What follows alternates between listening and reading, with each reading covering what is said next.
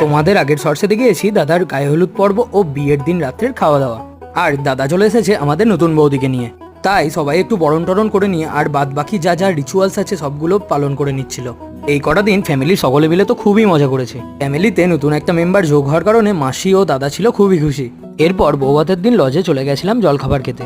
আর মেনুতে ছিল এই চাপ চাপ ঘুগনি, বড় বড় সাইজের কচুরি ও রসগোল্লা। এটা হচ্ছে আমার মা ও এটা একটা দাদা ও ভাই। আর এই মেনুগুলো আমার ফেভারিট বলে দেখো কত এনজয় করে খাচ্ছিলাম। টুকটাক কিছু কাজ করে নেওয়ার পর শুরু হয়ে গেছিল দাদা ও বৌদির ভাত কাপড় পর্ব। আর এই হচ্ছে দাদার স্পিচ। দাদা এদিকে দায়িত্ব নিয়ে বৌদিকে একটু আশীর্বাদ করুক, চলো আমরা যাই দুপুরের খাওয়া দাওয়া সারতে। সবার সাথে একটু হাই হ্যালো করে নেওয়ার পর লাঞ্চের মেনু কি ছিল সেটা দেখতে চলে গেছিলাম। এটা ছিল মাছ দিয়ে শাকের একটা তরকারি, এটা হলো চাটনি, এটা মাছের কালিয়া, সাদা ভাত, আম ডাল ও আলু পোস্ত। এখানে নতুন বৌদি একটু নিজের হাতে বেড়ে দিচ্ছিল। আর এই হচ্ছে আমার প্লেট। নেক্সট শর্টসে থাকছে ডিনারের ফুল মেনু।